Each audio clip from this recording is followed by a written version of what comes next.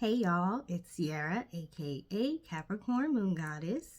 Just wanted to come to you all to give you a life update. So, some of you may have seen that I posted a GoFundMe, and you may be wanting to know the story behind it or what happened. So, just wanted to get on here and just give a life date and explain what's been happening, what's been going on in my world, and why I posted a GoFundMe. I do want to thank everyone who has donated so far. Your donation is very appreciated.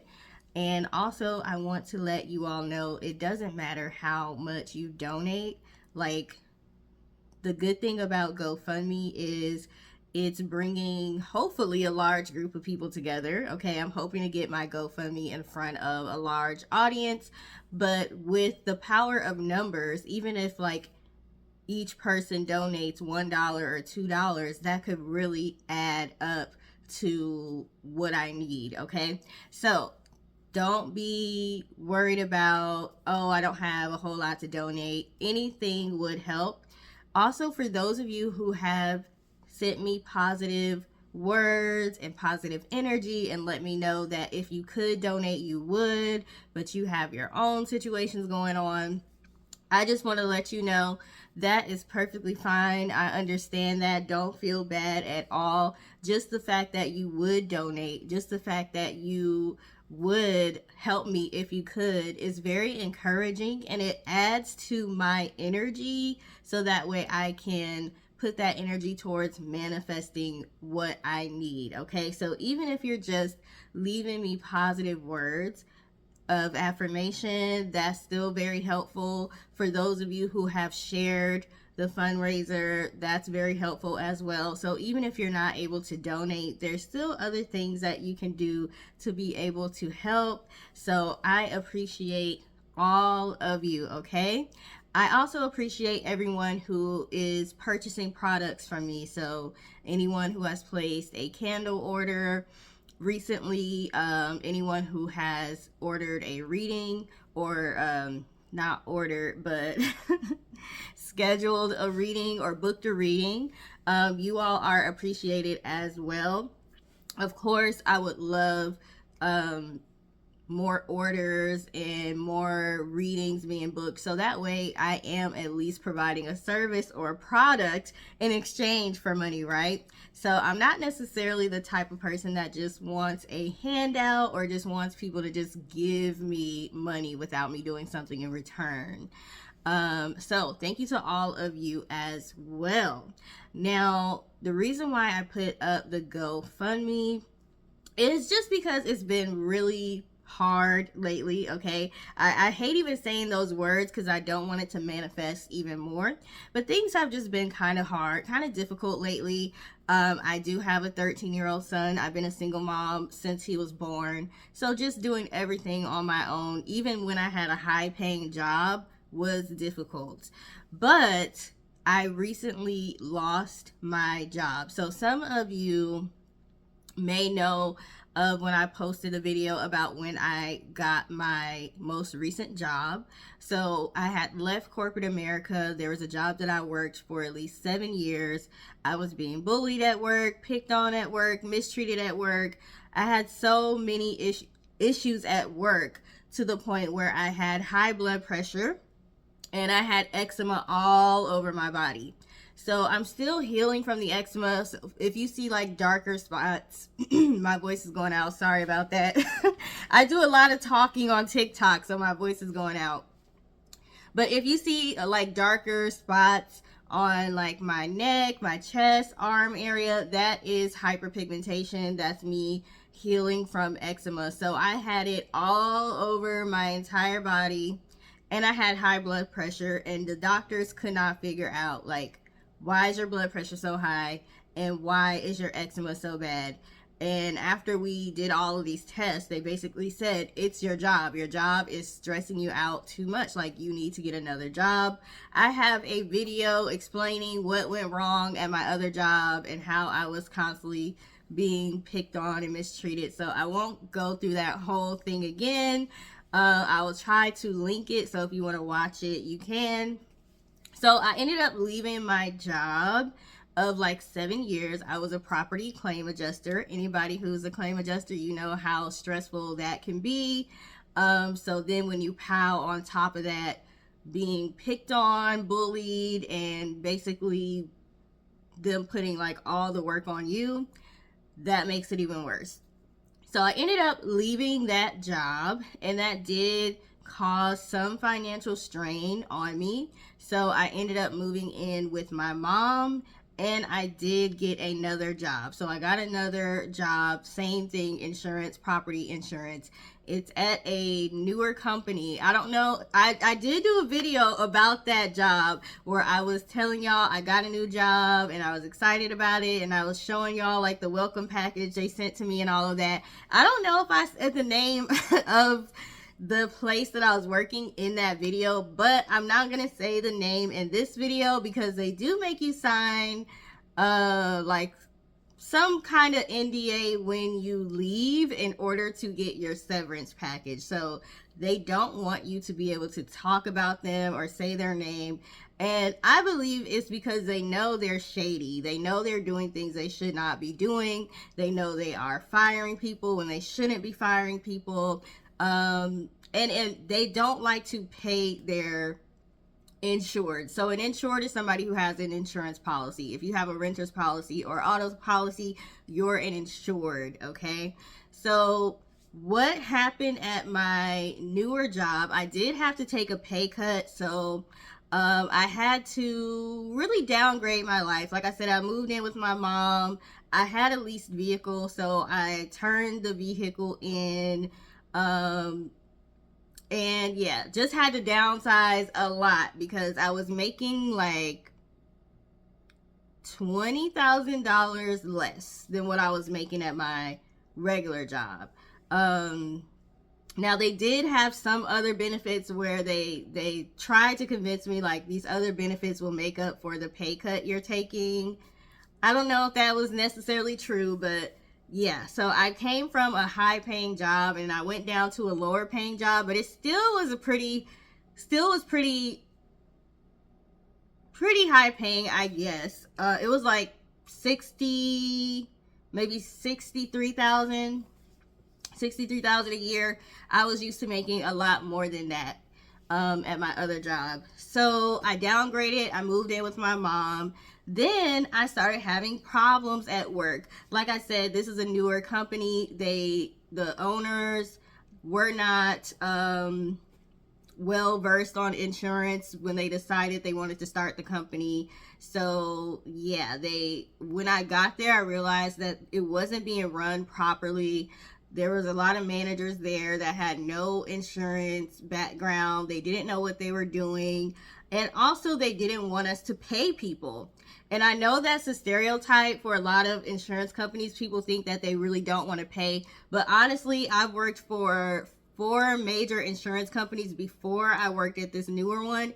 And the people that work at these insurance companies most of the time do want to pay you because they have so much work on their desk. Like, it's easier to pay you and move on to the next claim.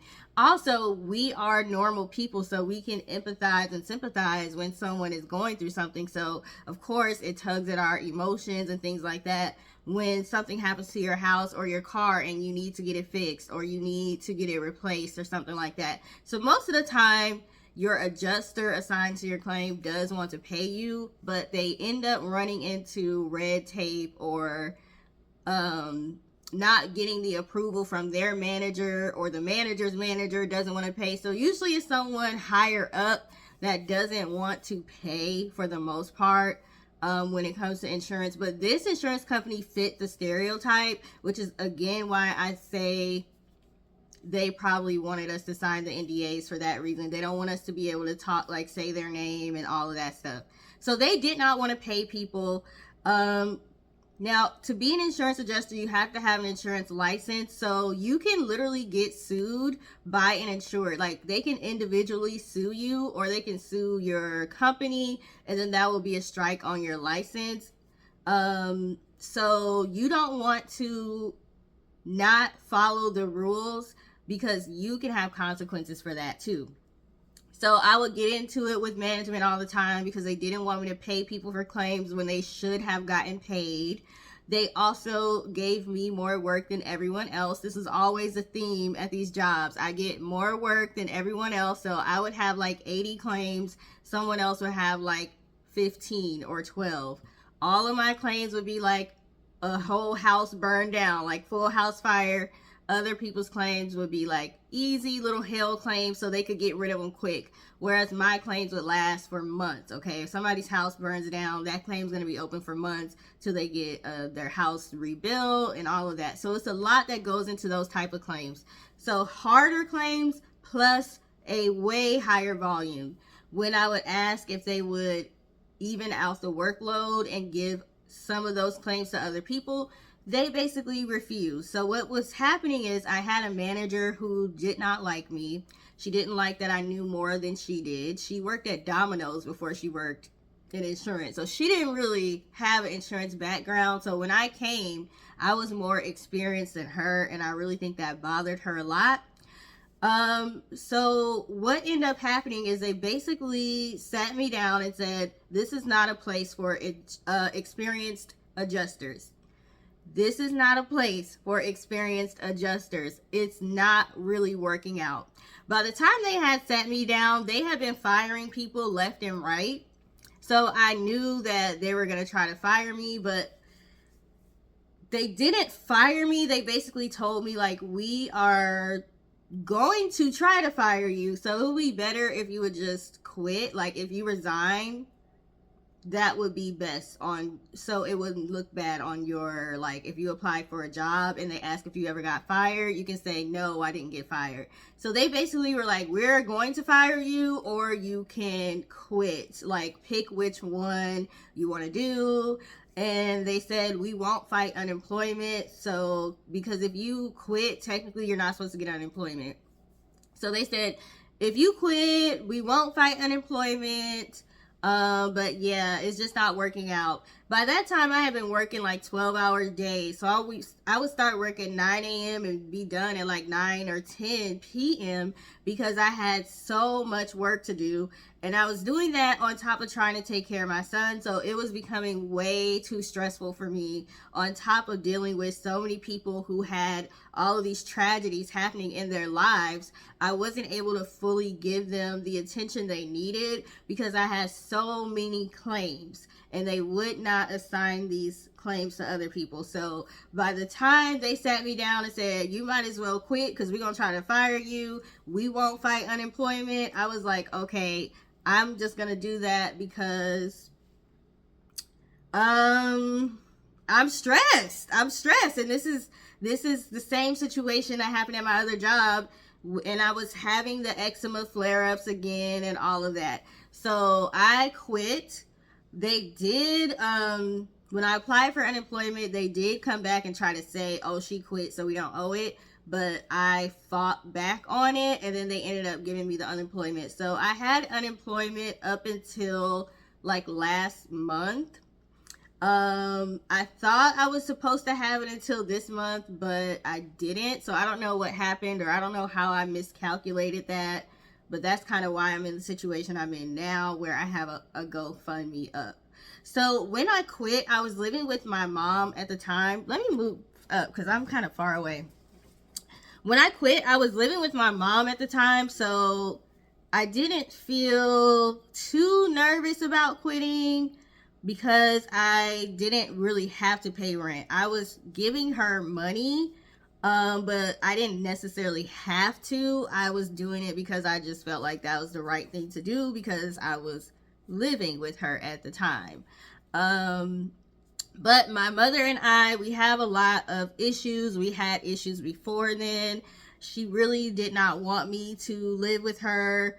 And there was a situation that happened where I found out that my father was not my father. So that was all happening around the same time. So with all of the issues we had before, plus me finding out my father's situation, she basically told me that I had to leave. So she said me and my son could not stay with her anymore, even though she knew that I didn't have a job. I ended up getting, what do you call that? It's not retirement, a pension. So I ended up getting a pension from the first job that I quit. So I was able to use the pension to move out, to get another apartment, and use the unemployment to pay rent. So I've been in my own apartment for like 4 or 5 months now. And I was trying to get more traction in my business with my readings, with my candles, which I have gotten pretty good traction, but it slowed down recently. And I also started doing TikTok. So I started going live on TikTok because it's just easier to get paid over there quicker than it is on YouTube. I don't have enough subscribers on YouTube to be eligible to get paid for my videos or super chats or anything like that. So I've been spending more time on TikTok because it's easier to go live on TikTok. There's more people, like the logarithm seems to be more favorable. But even with me making money on TikTok and building up my followers, it's not enough to sustain right now. And I hate even saying that because I don't like to speak that. So when I get off of here, I'm gonna have to do some manifestation affirmations and things like that. So basically where I am right now is because my unemployment ended earlier than I thought it would, and I haven't been able to get a job. I don't think I mentioned that. So when you get unemployment, you do have to apply for jobs constantly, and you have to prove to them that you are applying for jobs. So I've been applying for jobs since February. I quit my job in February. It is December now, okay? I've been applying for jobs since February. I have not gotten any offers yet. I posted in the community section not too long ago how these companies are posting ghost jobs. So a lot of these companies are posting jobs, you're applying for the job, and they're not really hiring. They have other motives for posting those jobs. So that's why you might see that it's harder to get a job these days, because it's not a lot of people that are hiring, even though it looks like it, because there's always jobs available on these job boards. But they're not hiring. I even tried to work at like a grocery store. I remember I got an interview at the grocery store, and she looked at my resume and she was just like, why are you trying to work here? Like, I don't think you really want to work here. Like, I don't even feel comfortable hiring you for this position. Like, if we have a better position come up, I'll call you because I really like you. But I just feel like you don't want to work here. So I've even been overqualified because of my resume, but I can't take my work history off my resume because then it would look like I haven't worked for so long. So it's not that I haven't been looking for a job. Since it's been so hard to get a job, that's why I started putting more energy into building my social media as well. So just basically in a position where I don't have family that I can depend on, and applying for government assistance. It's not easy getting government assistance. It is not easy getting government assistance. So I don't get assistance with housing or rent. I remember I applied for food stamps and they said they approved me for $26. I was like, what?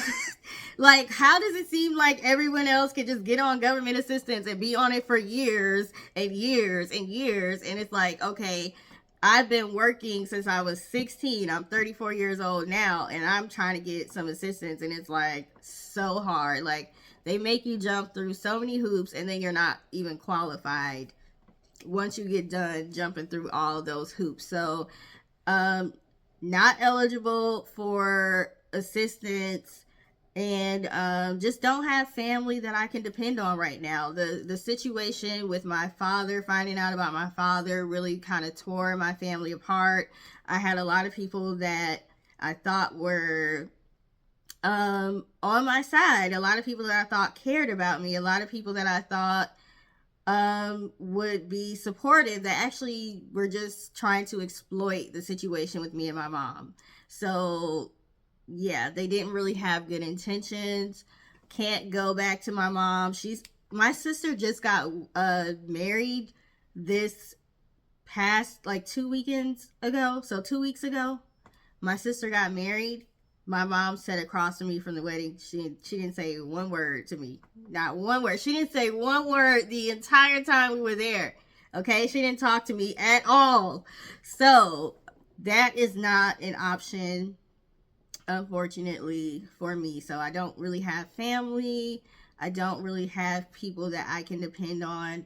And it's not like me to publicize my issues or my problems or ask for help in this manner.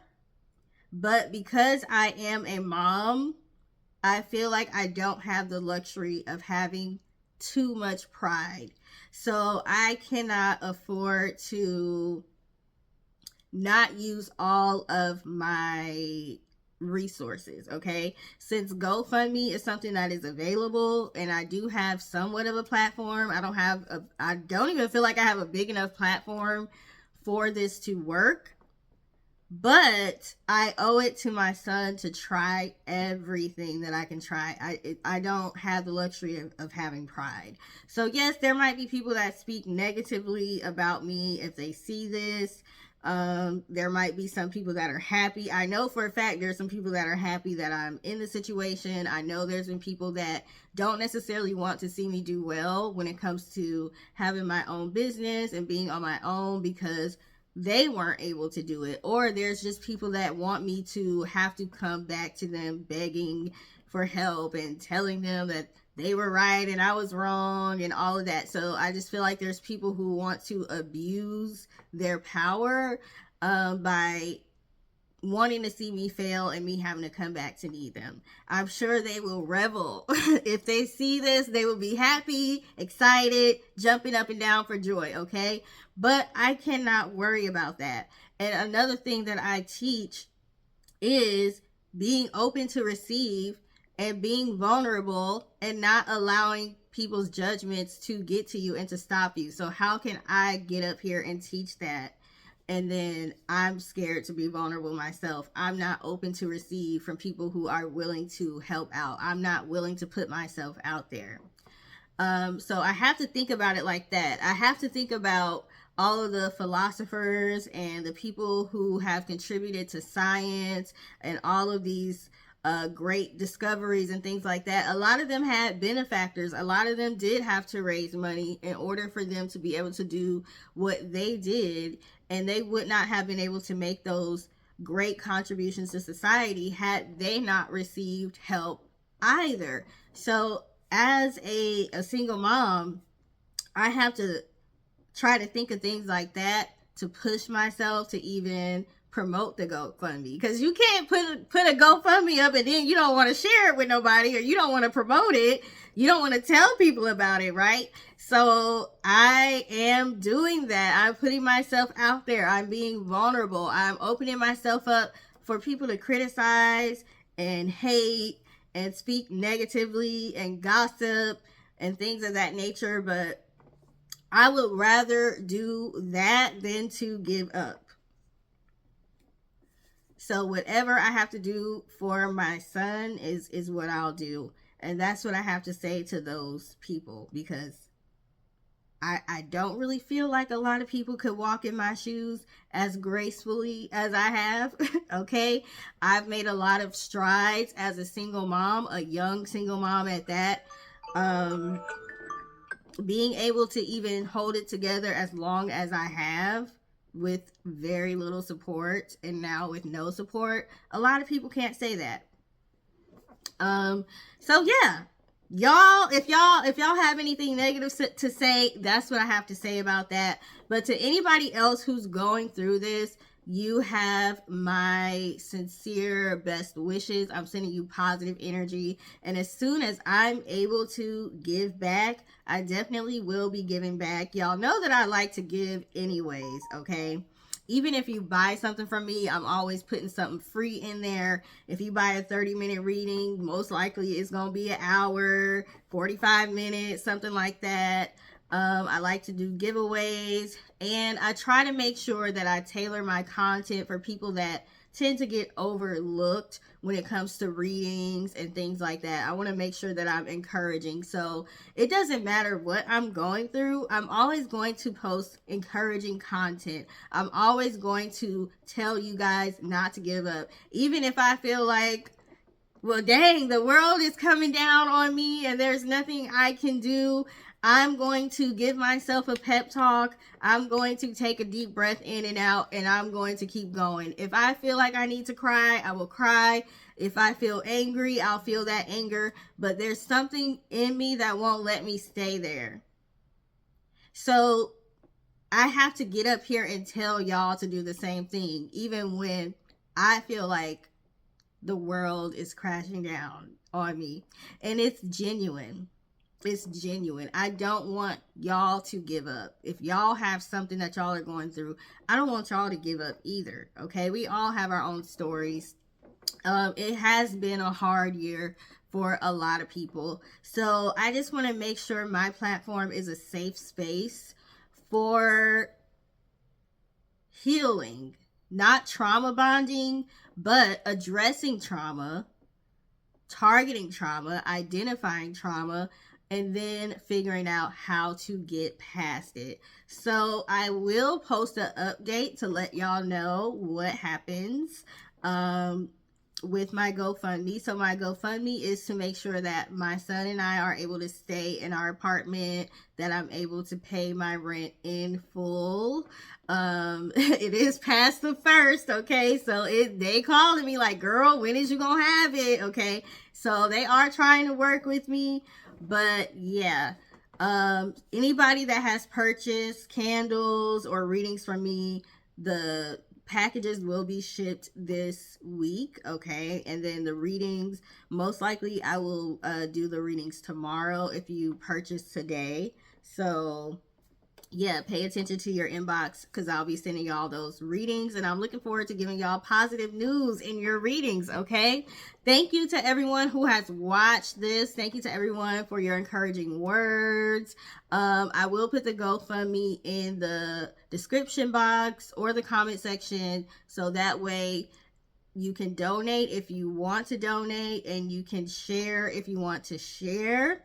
Thank you to everyone who donates. Thank you to everyone who shares. Please like this video as well. And if you want to leave encouraging words on the video, that would be great. That helps me with engagement also. So that way I can be pushed up into the algorithm. So again, even if you can't donate, there are things that you can do that can help that do not cost money. All right, so looking forward to talking to y'all again, giving y'all an update, and doing another reading soon. So look out for that. And I hope you all have a great day. Toodles!